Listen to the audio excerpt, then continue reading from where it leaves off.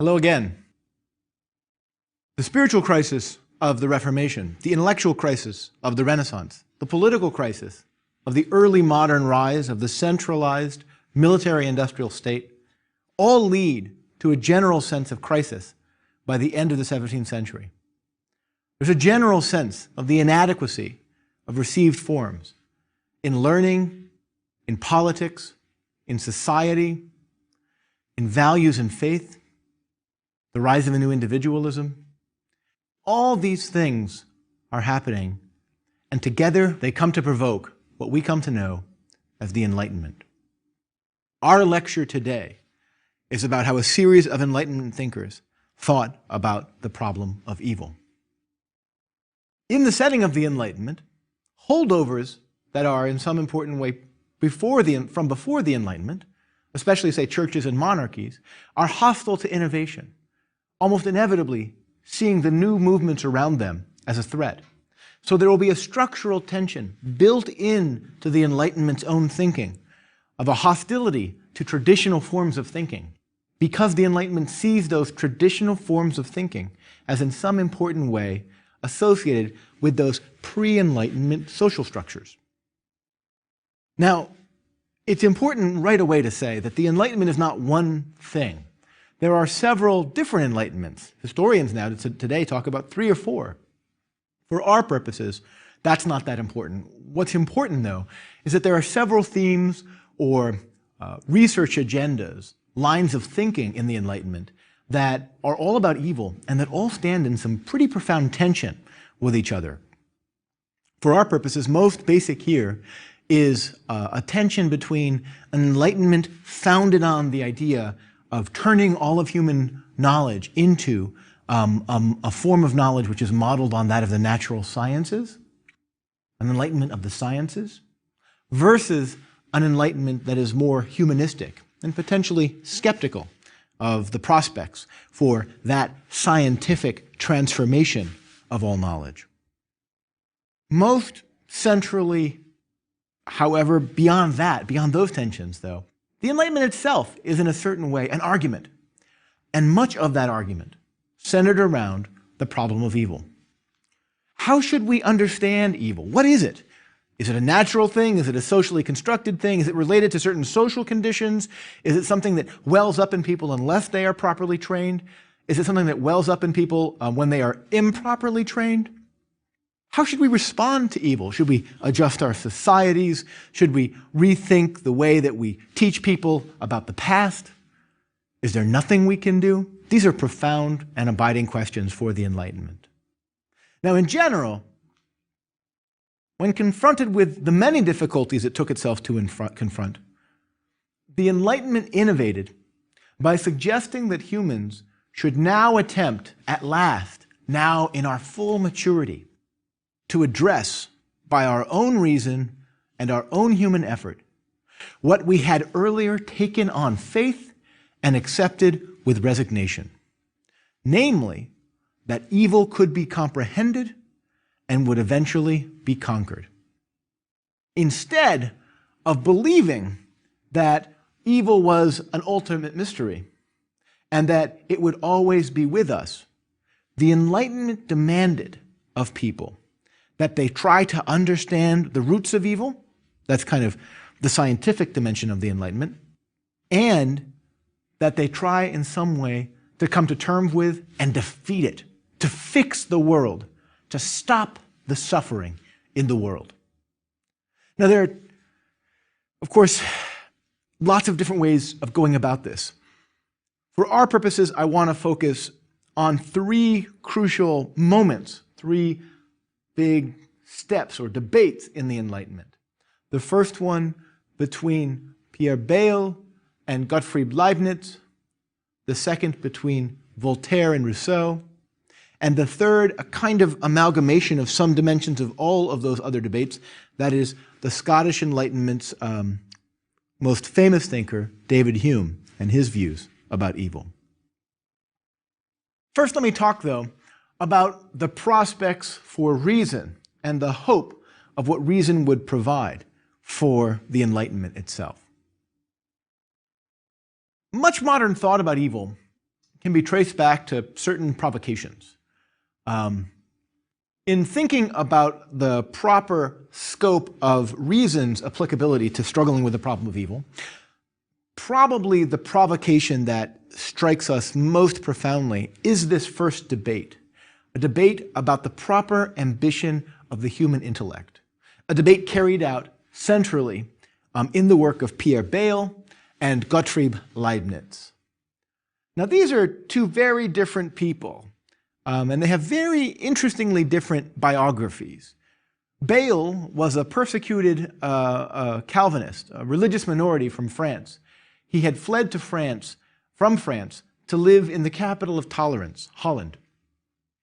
Leibniz is the son of a university professor who became a cosmopolitan diplomat, used to dealing with complicated international issues through deliberation and reason, talking to the authorities of any number of different religious beliefs or political affiliations.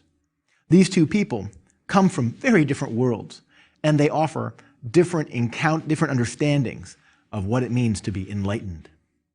Now, Bayle offered a series of profound and troubling arguments about evil. Now, most famous of his many works was a book that was known as the Historical and Critical Dictionary, a massive text which was in fact a dictionary offering definitions of a number of important words. But the dictionary itself, the definitions themselves, were loaded with philosophical arguments in interesting ways.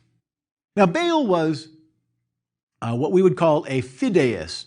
That is, he's someone who is skeptical about reason's powers to determine most things and relies on faith, in Latin fides, really for his most important convictions.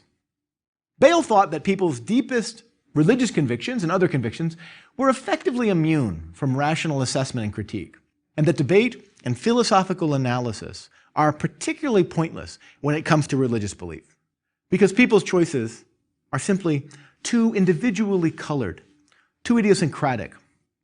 Judgment calls, wherein subjective perspective, personal history, sheer individual taste combine to make it impossible to bring people's views out onto the surface and figure out ways of deciding which are the best and which are the worst.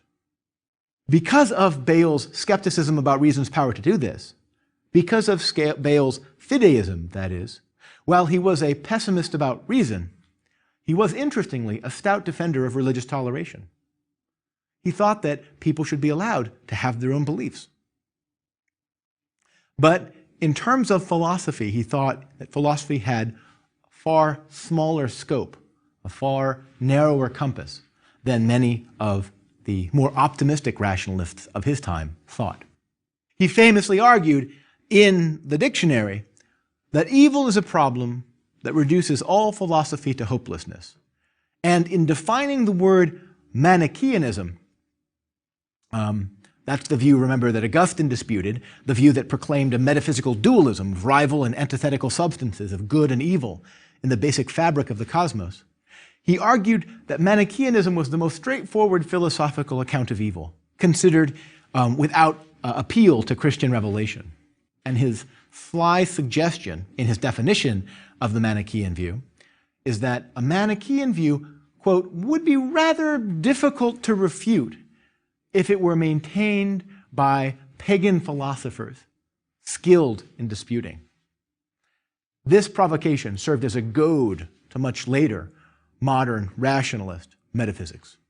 To those who thought that the world was clearly morally ordered, both traditional scholastics, say, and more optimistic Renaissance humanists, Bayle's suggestion is a direct challenge to show how the world is clearly morally ordered, how it's not more obviously caught between rival good and evil metaphysical sources, rival good and evil gods.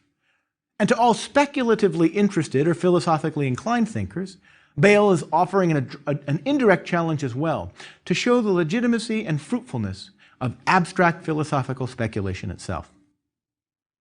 Among all the people who were provoked by Bayle, almost certainly the most far-seeing and insightful, the most acute philosophical mind of his age, Gottfried Wilhelm Leibniz.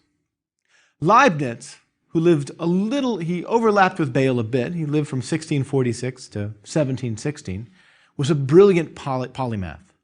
He was an epoch-making mathematician and rival, actually, to Newton. Both Newton and Leibniz separately invented the mathematical structures we know as calculus today. And a philosopher who, as a philosopher, knew no rival, though he published very little in his life. Leibniz's most famous work is, in fact, called the Theodicy. It was published in 1710, and it's the first use of that word in any language, because, in fact, Leibniz invents the word. Theodicy means the justice of God. And the book is an extended defense of abstract philosophizing about evil that does not presume any of the assumptions that Christian faith allows believers to work from without demonstrating them. The Theodicy is a defense of the idea that the world that we inhabit can be seen to be, can be proved to be, the work of a just and perfectly good God. A perfectly good God who creates only the best. Now, the crucial thing for Leibniz here in showing this, and you could have a whole lecture series just on this book, it's an incredible book, is that God is constrained by nothing but logical possibility. So God does the best God can within the constraints of creation. God wills, Leibniz says, antecedently the good and consequently the best. That means that before God begins creating, God intends the pure good in its most simple form. But then, once God's creation gets underway, all God can do is do the best possible with the substances, the matter at hand, within the constraints of logic. This means that our world is, in some important way, the best of all possible worlds. That is, it has, Leibniz thinks, the minimal possible evil for the maximal possible good. That's a very complicated mathematical formulation there. What he's actually trying to say is that Leibniz thinks God has chosen to create a world with free beings who were able to sin and probably would sin because freedom, even if it was infected and defected by sin, I meant that, even if freedom is defected by sin, made defective, it is still a better thing considered on its own than if we had no freedom in the world at all. If the world were entirely a matter of rocks, plants, and animals that were really responding to sensible stimuli and were not actually free. Even with sin, a world with freedom is better than a world that does not have any freedom and also lacks sin. That's Leibniz's argument. The poet Alexander Pope, an English poet, offers one vivid Leibnizian picture of how Enlightenment optimism at its most lively could depict this picture. Perhaps also it's Enlightenment optimism at its most self-satisfied. In his Essay on Man, which is actually a poem entitled The Essay on Man, Pope writes, "All nature is but art unknown to thee." Right? Divine governance, art, unknown to thee. All chance, direction, which thou canst not see. All discord, harmony, not understood. All partial evil, universal good. And in spite of pride and erring reason's spite, one truth is clear, whatever is right.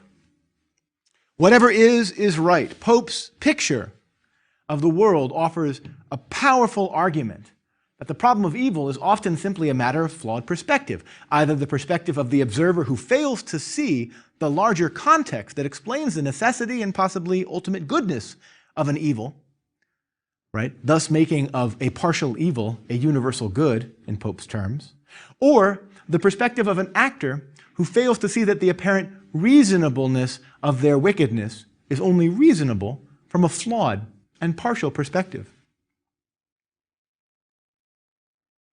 Now, all of this suggests that, in fact, again, here we're touching on the basis of two rival approaches to the Enlightenment. One is quite skeptical of theoretical approaches and wants to emphasize the empirical facts of the matter. This is Bayle. Reason can't access ultimate reality, and so it's best for us to leave be In some ways, this is like Machiavelli, it might be like Hobbes, definitely like Montaigne, and it anticipates some later strands of modern thought, perhaps especially some forms of romanticism, culminating maybe in Nietzsche, on the incommunicability of individual experience. The other, and this is Leibniz's view, is more rationalist. It's more confident of the power of the human mind to make clear the structure of reality, even when such intellect seems at a remarkable distance from our everyday perceptions of reality. Much of this theory is not so much known by direct knowledge of reality, by immediate acquaintance, as it is by a form of knowledge or conviction that the theory, as it were, backs into, sort of, by derivation or implication or deduction of other aspects of the theory. In the same way that where we see smoke rising in a forest, we anticipate that there is fire at the basis of that pillar of smoke, a lot of the thinking of a thinker like Leibniz is not a matter of simply pointing and seeing in the world about where reality is, but rather saying that if reality is this way, we have to deduce that standing behind it is this other fact about reality. We'll see this kind of reasoning come up very powerfully in the thought of the philosopher Immanuel Kant in a later lecture. But let me move on here from the Leibniz-Bale debate, which really kind of set the term for the question of the limits of reason, especially when dealing with evil, to a kind of second iteration, a second version of that debate, carried on almost a century later between Voltaire and Rousseau. Now, some thinkers had been raising, outside of Bale's own work, fundamental questions about the scope of reason's capacity to establish a clear and unquestioned moral order in the universe. Some of these thinkers thought that the world should not be as confidently displayed as Pope's poetry suggested it could be. They were skeptical of the optimism and the hopefulness about reason that some thinkers had. And they began to worry more and more as the 18th century went on that in fact something important had been missed. The crucial event of this whole era really shapes the entire thinking of the Enlightenment in ways that it's hard for us to see. Again, in the same way that ancient Near Eastern mythological traditions shadow the Hebrew Bible's understandings of good and evil. The Enlightenment's understanding of evil is shadowed by this event that affects everything that comes after it. And that event is the Lisbon earthquake of November 1st, 1755. In a recent book, a philosopher, Susan Neiman, says that what Auschwitz is to the 20th century, Lisbon was to the 18th. It is the epitome of the problem of evil. Now, interestingly, Lisbon, of course, is the epitome of the problem not of moral evil, not of an evil caused by, obviously, human hands, but of natural evil, a problem caused by nature itself. What happened on the morning of November 1st, 1755, is that there was a very big earthquake in Lisbon. It was devastating. It ruined buildings and started fires. But 40 minutes later, things got far, far worse. The bay of Lisbon emptied out, and a tsunami rolled in and washed away the rubble, the burning fires, and a large number of the people. 85% of the buildings were destroyed or heavily damaged, and about 40 or 50,000 people, the capital city of the capital city of Portugal, Lisbon, simply disappeared, washed out to sea. After this, Portugal, which had been declining as a power, but still had significant power, especially overseas, was never a power in Europe again.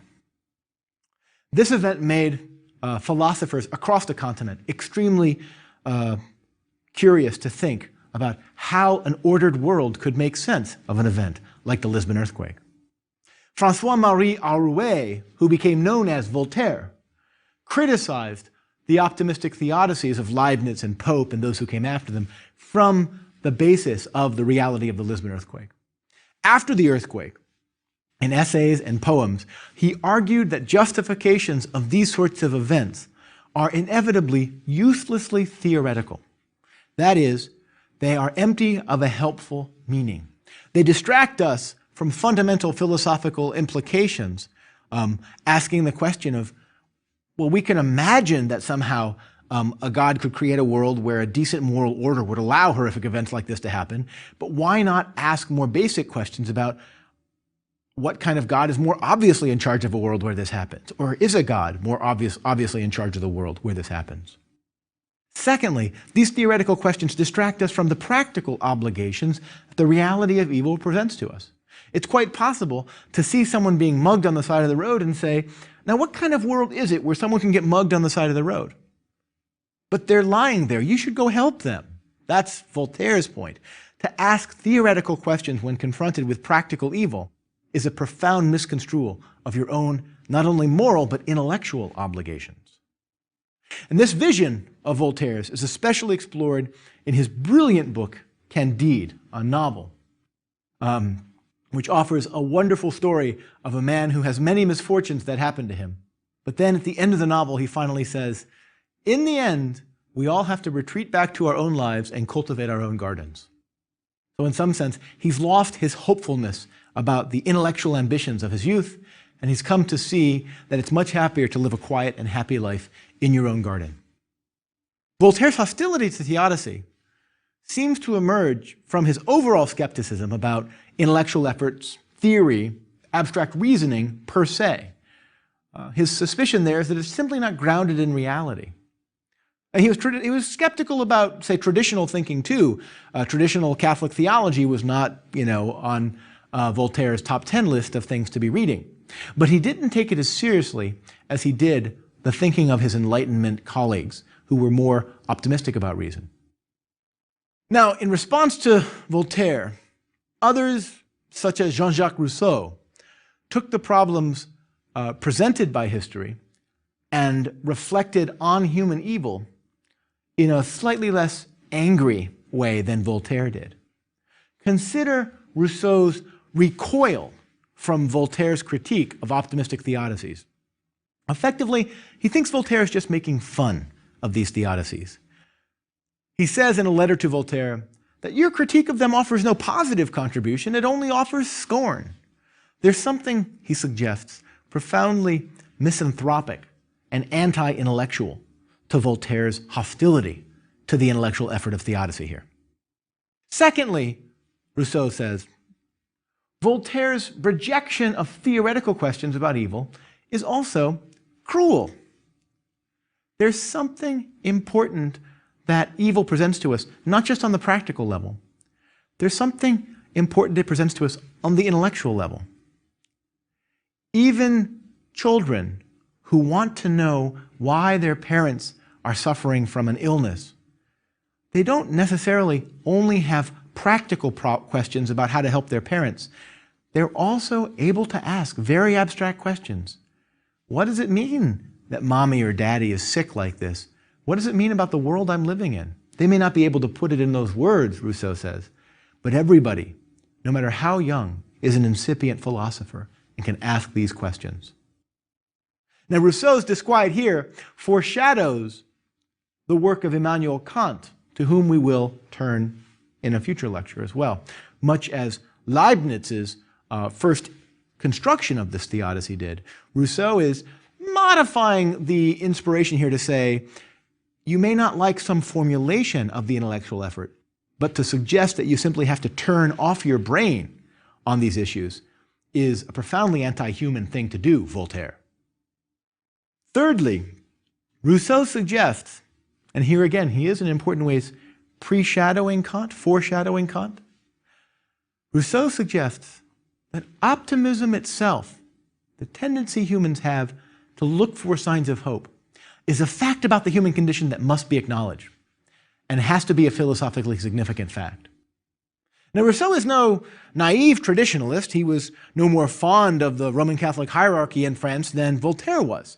But he values the evidence of the past enough to suspect that the traditional insistence on the world as a morally ordered place gets at something deep, some deep intuition and conviction that humans have. It's an intuition that we have perhaps historically misexpressed in various ways over the course of human history, to be sure, Rousseau says.